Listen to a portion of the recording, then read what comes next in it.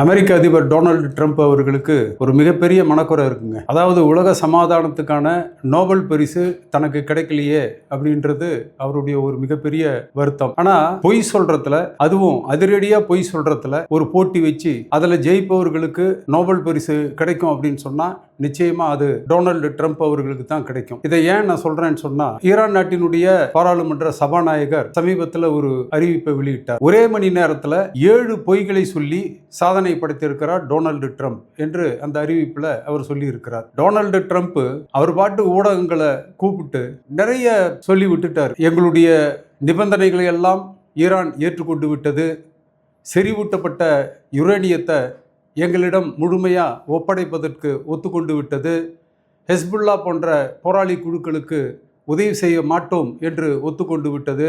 அது மட்டுமல்ல, ஐரோப்பிய நாடுகள் எனக்கு ஃபோன் பண்ணி இந்த மேற்காசிய போரில் நாங்கள் உங்களுக்கு உதவுகிறோம் அப்படின்னு சொன்னாங்க. நான் தான் வேணாம் அப்படின்னு சொல்லிட்டேன். இப்படியெல்லாம் ஒரு மணி நேரத்தில் 7 பொய்களை, அதுவும் அதிரடியான பொய்களை சொல்லி டொனால்டு ட்ரம்ப் அவர்கள் ஒரு சாதனை படைத்திருக்கிறார். ஆகவே அதிரடியாக பொய் சொல்வதற்கான நோபல் பரிசு கொடுத்தா அது நிச்சயமாக டொனால்டு ட்ரம்ப்புக்கு தான் கொடுக்கப்பட வேண்டும். வாருங்கள், இது தீக்கதிரின் உலக பார்வை. ஏப்ரல் 8ஆம் தேதி அன்றைக்கு மேற்காசிய போரில் ஒரு தற்காலிக போர் நிறுத்த உடன்பாடு ஏற்பட்டது. அந்த ஏப்ரல் 8ஆம் தேதிக்கு பிறகு என்னென்ன நடந்தது என்பதை சுருக்கமாக இப்போ நம்ம பார்க்கலாம். ஏப்ரல் 8ஆம் தேதி போர் நிறுத்த உடன்பாடு ஏற்பட்டாலும் கூட அதற்கு அடுத்த நாளே இஸ்ரேல் லெபனான் மீது தாக்குதல் நடத்தி 382 அப்பாவி பொதுமக்களை கொன்று குவித்தது. இதனால் ஆத்திரமடைந்த ஈரான் ஹோர்மூஸ் நீரிணையை நாங்கள் திறக்க முடியாது அப்படின்னு அறிவிச்சிருச்சு. அதன் பிறகு ஏப்ரல் 16ஆம் தேதி அன்றைக்கு இஸ்ரேல் லெபனான் 2 நாடுகளுக்கும் இடையில் நேரடியாக பேச்சுவார்த்தை நடந்து ஒரு 10 நாள் தற்காலிக போர் நிறுத்த உடன்பாடு ஏற்பட்டது. இது ஏப்ரல் 16ஆம் தேதி. இதற்கு பிறகு ஏப்ரல் 17ஆம் தேதி அன்றைக்கு ஈரானினுடைய வெளியுறவுத்துறை அமைச்சர் சையத் அப்பாஸ் அராக்சி ஒரு அறிவிப்பை செய்தார். ஹோர்முஸ் நீரிணையை நாங்கள் சர்வதேச கப்பல் போக்குவரத்துக்கு திறந்து விடுகிறோம் அப்படின்னு ஒரு அறிவிப்பை வெளியிட்டார். இது உண்மையிலேயே ஒரு மிகப்பெரிய அறிவிப்பு. இன்னும் சொல்லப்போனால் மேற்காசிய போரை முடிவுக்கு கொண்டு வருவதற்கான ஒரு அற்புதமான வாய்ப்பாக கூட அமைந்தது. ஆனால் டொனால்டு ட்ரம்ப் திட்டமிட்டு இந்த வாய்ப்பை சீர்குலைவு செய்தார். அதெல்லாம் முடியாது போங்கடா, நான் முற்றுகையிட்டது முற்றுகை தான், நான் பிளாக்கேட் கொண்டு விதிச்சிட்டேன், ஒரு கப்பலையும் ஹோர்மூஸ் நீரிணை வழியாக போகிறதுக்கு நான் அனுமதிக்க மாட்டேன் என்று அடாவடி செய்தார். இதை பார்த்து ஆத்திரப்பட்ட ஈரான் ஏப்ரல் 19ஆம் தேதி அன்றைக்கு மீண்டும் ஹோர்மூஸ் நீரிணையை இழுத்து மூடிவிட்டது. எந்த ஒரு கப்பலையும் இனிமேல் ஹோர்மூஸ் நீரிணை வழியாக போகிறதுக்கு நாங்கள் அனுமதிக்க மாட்டோம் என்று கூறிவிட்டது. இதில் ரொம்ப வருத்தப்பட வேண்டிய விஷயம் என்னன்னா, பாக்யலட்சுமி என்ற ஒரு இந்திய கப்பல் 20 லட்சம் பேரல் கச்சா எண்ணெயை ஏற்றிக்கொண்டு ஹோர்மூஸ் நீரிணையை கடப்பதற்கு முயற்சி செய்தது. ஆனால் ஈரான் அதற்கு அனுமதி மறுத்து விட்டது. அப்போ அந்த 20 லட்சம் பேரல் கச்சா எண்ணெய் இந்தியாவுக்கு வந்திருந்தால் நிச்சயமாக இன்றைக்கி நம்ம நாட்டில் இருக்கக்கூடிய அந்த எண்ணெய் பெட்ரோலிய பொருட்கள் தட்டுப்பாடை தீர்ப்பதற்கு அது உதவிகரமாக இருந்திருக்கும். ஆனால் அது தடுத்து விட்டது. ஈரான் மட்டுமல்ல, அப்படியே ஈரான் அனுமதித்து அந்த பாக்யலட்சுமி கப்பல் ஹோர்மூஸ் நீரிணையை கடந்திருந்தாலும் அடுத்தாப்புல அங்கே அமெரிக்க கப்பல் இருக்குது. ஒரு கப்பலையும் அமெரிக்காவும் அனுமதிக்கலை.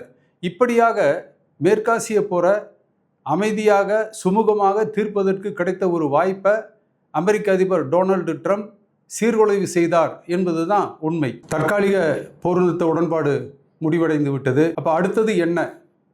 உலகமே திக் திக் என்று அடுத்து என்ன நடக்கப் போகிறதோ என்று எதிர்பார்த்து கொண்டிருக்கிறது.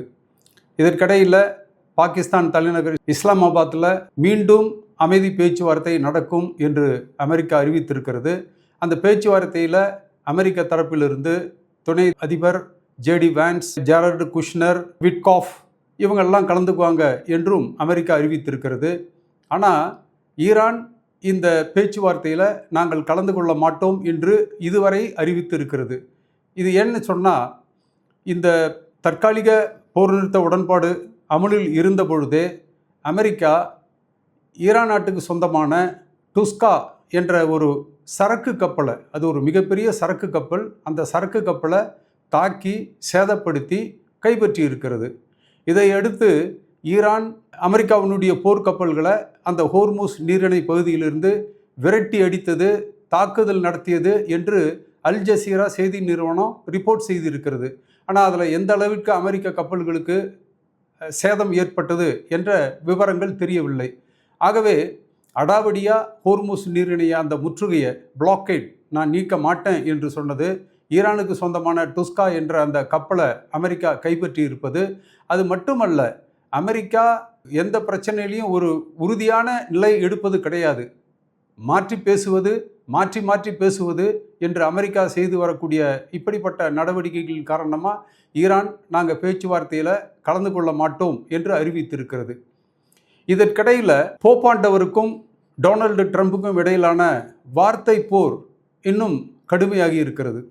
டொனால்டு ட்ரம்ப் எந்த அளவுக்கு போயிட்டாருன்னு சொன்னால், போப்பாண்டவரை தனிப்பட்ட முறையில் எச்சரிக்கக்கூடிய அளவுக்கெல்லாம் அவர் ஒரு தரந்தாழ்ந்து போய்விட்டார். என்ன சொல்கிறாருன்னு சொன்னால், போப்பாண்டவர் என்ற முறையில் லியோ, பாருங்கள், போப்பாண்டவர் என்ற முறையில் லியோ தன்னுடைய நடவடிக்கைகளை ஒழுங்குபடுத்தி கொள்ள வேண்டும் அப்படின்னு சொல்கிறார். போப்பாண்டவர் ஆப்பிரிக்க நாடான கேமரூனுக்கு போயிருக்கிறாரு.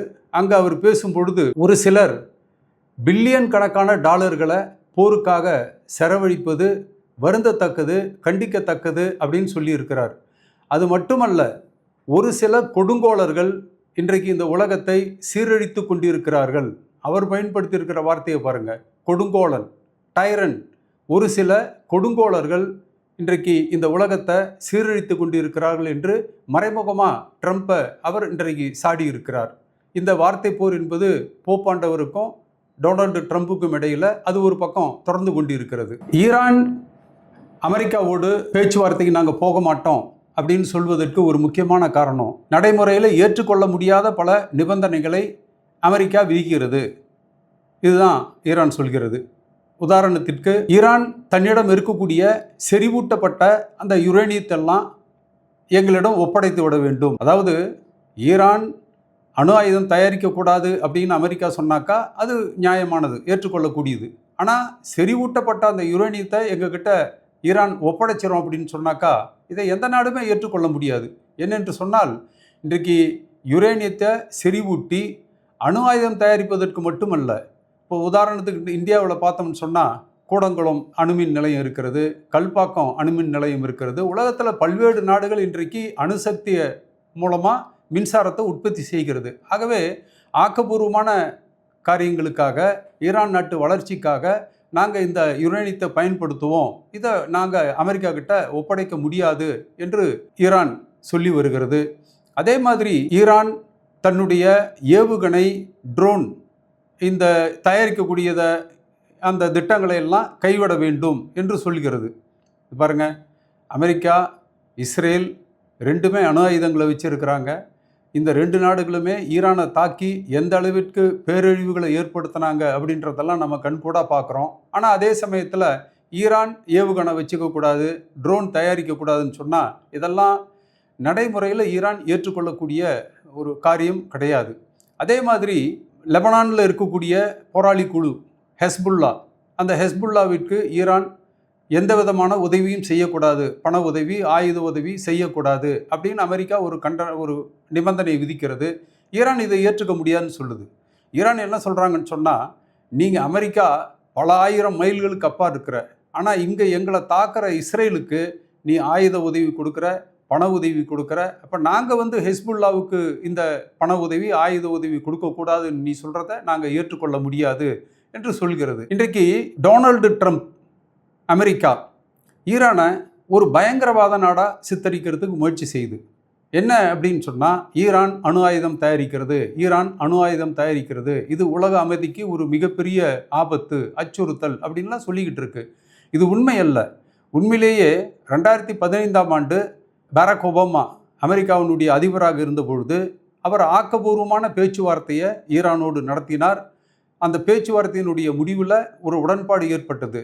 JCPOA, joint comprehensive plan of action என்று அதற்கு பேர் இருக்கிறது. இந்த உடன்பாட்டின்படி ஈரான் அணு ஆயுதங்களை தயாரிக்காது, ஆனால் யுரேனியத்தை செறிவூட்டி அதை ஆக்கப்பூர்வமான வேலைகளுக்கு ஈரான் பயன்படுத்தும் என்பது அந்த உடன்பாட்டில் இருக்கிறது. அப்படி யுரேனியத்தை செறிவூட்டி ஈரான் ஆக்கப்பூர்வமான வேலைகளுக்கு பயன்படுத்துகிறதா அல்லது அணு ஆயுதம் தயாரிக்கிறதா என்பதை கண்காணிப்பதற்கும் ஒரு ஏற்பாடு அந்த ஒப்பந்தத்தில் இருக்கிறது. International atomic energy agency IAEA இந்த நிறுவனம் தான் இன்றைக்கு உலகத்தில் அணு ஆயுதம் தயாரிப்பது தொடர்பான அந்த விஷயங்களை மேற்பார்வையிடக்கூடிய மானிட்டர் பண்ணக்கூடிய ஒரு அமைப்பு. அந்த அமைப்பு தன்னுடைய நாட்டிற்குள்ளே வந்து ஈரானுக்குள்ளே வந்து நாங்கள் உண்மையிலேயே இந்த யுரேனியத்தை செறிவூட்டி ஆக்கப்பூர்வமான வேலைகளுக்கு பயன்படுத்துகிறோமா அல்லது அழிவை ஏற்படுத்தக்கூடிய அணு ஆயுதங்களை தயாரிக்கிறோமா என்பதை IAEA வந்து பார்வையிடலாம், இன்ஸ்பெக்ஷன் பண்ணலாம் என்பது உள்பட அன்றைக்கு அந்த உடன்பாட்டில் சொல்லப்பட்டிருக்கிறது. இந்த உடன்பாட்டில் அமெரிக்கா, ஈரான் மட்டுமல்ல, ஐக்கிய நாட்டினுடைய பாதுகாப்பு கவுன்சிலில் இருக்கக்கூடிய அந்த பாதுகாப்பு கவுன்சில் உறுப்பு நாடுகள் எல்லாம் இந்த உடன்பாட்டில் கையெழுத்திட்டு இருக்கிறது. இந்த உடன்பாடு ஏற்பட்டது 2015ஆம் ஆண்டு. ஆனால் 2018ஆம் ஆண்டு அமெரிக்க அதிபராக டொனால்டு ட்ரம்ப் முதல் முறையாக ஜெயிச்சு வந்ததுக்கு பிறகு தான் தோன்றித்தனமாக தன்னிச்சையாக இந்த ஒப்பந்தத்தை அமெரிக்காவுக்கும் ஈரானுக்கும் ஏற்பட்ட அணு ஆயுதம் தயாரிப்பது சம்பந்தமான ஏற்பட்ட இந்த உடன்பாட்டை டொனால்டு ட்ரம்ப் ரத்து செய்தார். அப்போ ஏற்கனவே நாங்கள் அணு ஆயுதம் தயாரிக்க மாட்டோம், யுரேனியத்தை செறிவூட்டி ஆக்கப்பூர்வமான வேலைகளுக்கு தான் நாங்கள் பயன்படுத்துவோம் என்றெல்லாம் ஒரு உடன்பாட்டில் கையெழுத்திட்டு அதை மேற்பார்வையிடுவதற்கு IAEAவுக்கு அதிகாரமும் கொடுத்திருக்கக்கூடிய சூழ்நிலைமையில் அதை ரத்து பண்ணி விட்டு இன்றைக்கு வந்து ஈரான் அணு ஆயுதம் தயாரிக்கிறது என்று பொய்யான குற்றச்சாட்டுகளை சொல்லி ஈரானை தாக்குவதற்கு, அழிப்பதற்கு இன்றைக்கு டொனால்டு ட்ரம்ப் நடவடிக்கைகளை எடுத்து வருகிறார். நான் சொல்லக்கூடிய எல்லா நிபந்தனைகளையும் ஈரான் ஏற்றுக்கொள்ளாவிட்டால் ஈரானில் இருக்கக்கூடிய ஒவ்வொரு பாலத்தையும், ஈரானில் இருக்கக்கூடிய ஒவ்வொரு மின் உற்பத்தி நிலையத்தையும் தாக்கி அழிப்பேன் என்று ஒரு காட்டுமிராண்டித்தனமான எச்சரிக்கைகளை இன்னைக்கு டொனால்டு ட்ரம்ப் விடுத்து வருகிறார். இந்த போர் நிறுத்த உடன்பாடு முடிவடைந்து விட்டது. மீண்டும் அமெரிக்கா, ஈரான் 2 நாடுகளுக்கும் இடையில் பேச்சுவார்த்தை நடக்குமா, இந்த போர் நிறுத்தம் என்பது நீட்டிக்கப்படுமா என்பதையெல்லாம் வரக்கூடிய நாட்களில் நாம் பொறுத்திருந்து பார்க்க வேண்டும். மீண்டும் ஒரு காணொளியில் சந்திப்போம். நன்றி.